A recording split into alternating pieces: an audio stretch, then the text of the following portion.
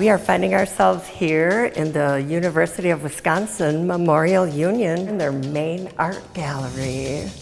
I couldn't believe that when I say it.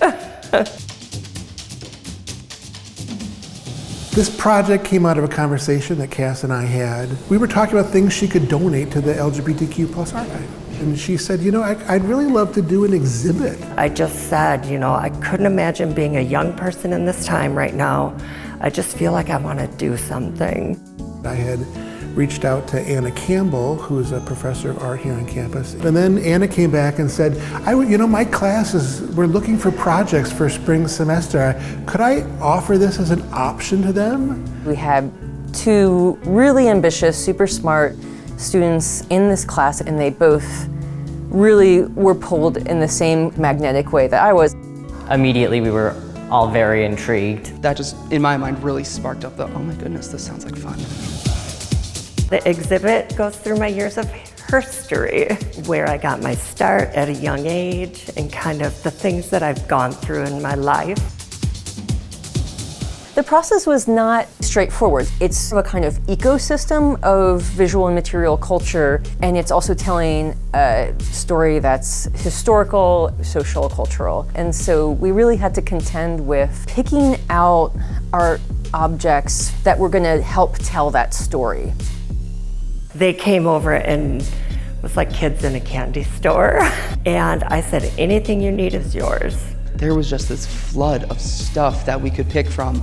It was a joy to process. We kind of isolated themes from her life, her sobriety, her marriage, being HIV positive, performing, mentoring younger drag queens.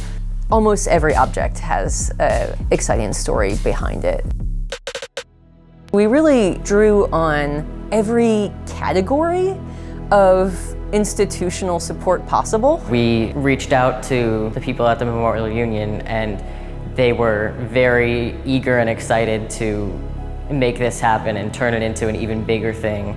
We select all of the exhibitions that go into the Union's galleries through a jury process. This one really stood out to us because how important us as students and us as a committee felt like it would be to show, and as well as how technically good the exhibition is.